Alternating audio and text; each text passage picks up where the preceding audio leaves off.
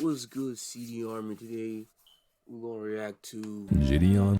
the sad the sad reality of prank channels by Saya G. I seen this a couple of days ago. I was like, oh yeah, let me react to this as my return. Sorry, I haven't been recording. We had a little flood. I got sick, and I had to buy new equipment, so they can straight into it. Loaf, Canal Joseph.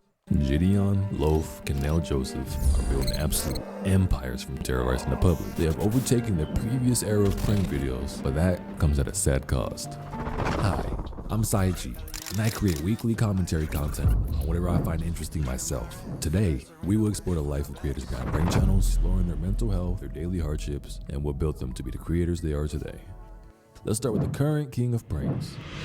Gideon is an amazing content creator, one so highly respected within the community, he even managed to garner sponsorships from the company Prime. Be a part of our team. You know, JJ and I, we love you, we love your content, and Gideon is the first member of the Prime squad, but we're building a group of up-and-comers. He's also the first YouTuber I've seen that was publicly a menace. And I said that not because he's doing those gone sexual or gold digger pranks that we all can't seem to stop watching, but because this man is actually a menace. His main channel started July 1st, 2018. And his first video we can see uploaded was him getting suspended for hustling at school. This young Gideon was onto something amazing. And since then, he's gone on to develop a huge fan base, be featured on multiple outlets including ESPN. This is the ultimate barbershop here tonight.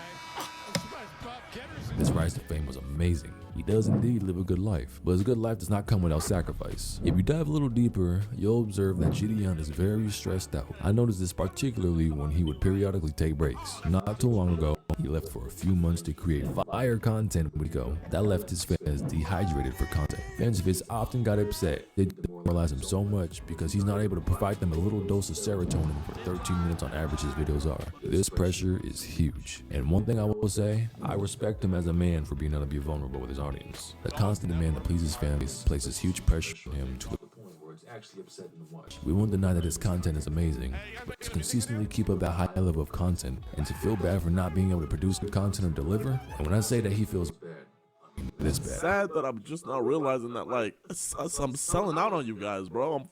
I'm phase rugging y'all, and it's sad because I don't want to do that to y'all, bro. I literally love you guys. It was supposed to be us versus the world, but it's like I'm joining the world. It's painful. It seems like they forgot that content creators are people, and it actually doesn't just stop there. Gideon does also fairly go to jail pretty often, just to please his audience too. And that right there in itself is a huge risk. Jail's not a fun place at all. I mean, have you ever seen a clip of Beyond Scared Straight?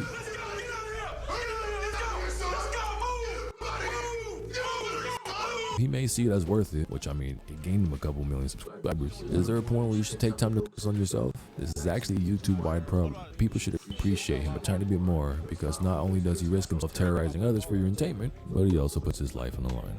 Kind of like Loaf, who is another prank channel on YouTube known for being a menace to society. But his story is quite a bit different from Gideon's. Before I get started though, I want to point out something really important. Go ahead and type Loaf in the search bar. LOFE. As of April 3rd, 2023, Loaf does not pop up under a single search term. He's a popular creator. Could be getting shut up by YouTube? Loaf started his YouTube channel back in September 14, 2013. Loaf has always been a laid-back guy in his videos, and his awkward, nonchalant vibe is what I think sets him apart from the rest. That's not to say he isn't a menace though. Just about every video is him messing with the public, so it didn't take too long for Loaf to start booming in popularity. Not too long after his first uploads, he would upload the video interviewing for Chick-fil-A with "My Pleasure" tattooed on my forehead, gaining 800,000 views, thus beginning the rise of his pranks. Let me explain the rise to you. A rise always starts from somewhere, and majority of the time, it's at the bottom. And boy, was Loaf in a hard position.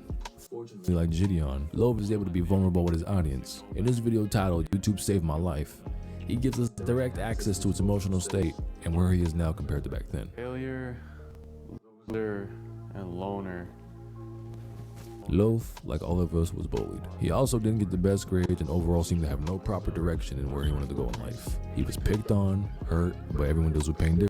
This video, hurt. We all know it was her, but if you didn't know, he was accused of sexual harass or sexual assault, one of them to somebody, and he didn't do none of that. And it was her, so It was false. If you have certain thoughts, please call a hotline and get the help you need. You are important, even if it's only to your dog. Love's career was born from being bullied.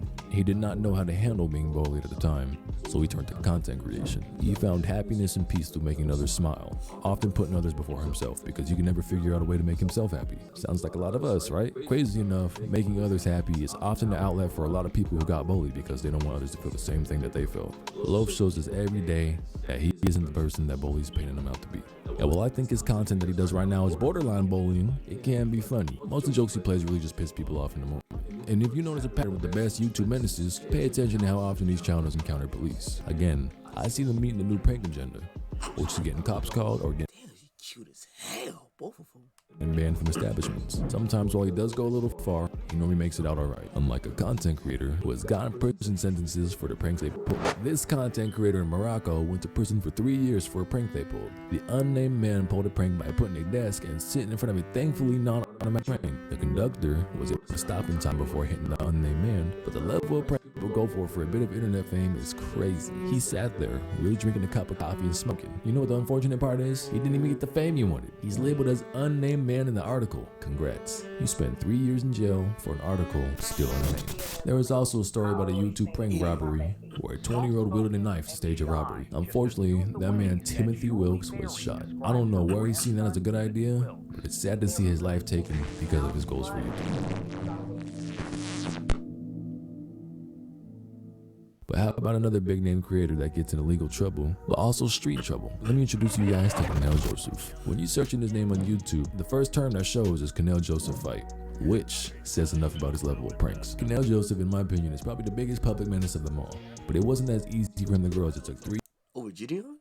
It's possible. years for his first video to pop off, doing his Spider-Man No Way Home Ding Dong Ditch pranks. His greatness does, however, come with a cost. It's pretty often when Canal Joseph goes to extreme measures, and oftentimes he encounters people who don't enjoy the pranks as much as he does. There are multiple clips of him getting pressed or physically in fights with people he's pranking. Sometimes they'll grab him, sometimes they'll threaten him. Actually, there's even a viral video of him stealing luggage as a prank, which isn't much of a prank. In the clip, Nah, that guy Canal was can be tripping. seen I getting seen that video. slapped He was by the tripping. person that he attempted to I mean, he prank. was drunk. Okay, stop pulling me. Pull the camera. Stop pulling my hair. I won't discredit that at times he does go to clear up prior beef that he may have with people, but unfortunately, that's the image that he built on himself. He's, in my opinion, the most extreme out of the big 3 YouTubers I mentioned, and often putting his safety on the line just doesn't seem worth it. He has to make extreme content like that now because of his image, and I don't think he can make normal level pranks because of how he built his channel. But I will say, shout out to his boy Spirit. He's such a great guy for real. You good? I like Canal Joseph. I'll give him his props for providing a platform for Spirit as well. Canal also got vulnerable in front of his audience with, I really thought, like, at the end of the year, I thought I was going to be at 100K, and the year hasn't even ended, bro. And we're almost at a million, bro.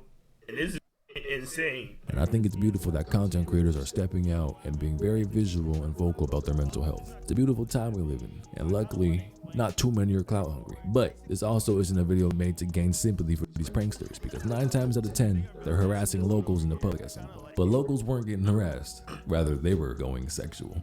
Gold digger pranks and gone sexual pranks were our guilty pleasures. It was the first peak of pranks. They would be scripted videos where normally creators would park a nice car somewhere at a gas station or in public, and they seemed to only encounter the most beautiful women in the world. Like, for real. In both ways, their luck is insane. This time period is cringy, but why can't we stop watching them? I mean, are you watching them for some booty? Dang, he caught me. But nah, all jokes aside, there's actually a YouTuber. I watched one of his videos and him boosted me up with a lot of views. I ain't gonna hold you. Make sure you like, comment, subscribe to the channel too. Toothpick, that's his name. He been doing gold digger videos. The other one too. Oh, the cucumber one. I'm gonna try to react to more later this week or next week. Pranks exploit women 9 times out of 10. And really, there's only proper compensation for the creator of the video rather than the women met in the videos. It's unfortunate. I mean, really. Is that your car? I can say that I think pranks in modern times are better than the pranks that Vitaly, Fuzi, and others did. I'm glad to be out of that era for sure. Pranks used to be easy though. All you had to do was place a bucket of water over a door, or put a fake snake somewhere, or just do simple things. But now, people are walking with fake nuts hanging out their jeans at Walmart. If you guys like this content, I have another video that I think you guys would really enjoy. Alright guys, that's the end of this video. Hope you guys like it. You know, Like, come subscribe. I'm out.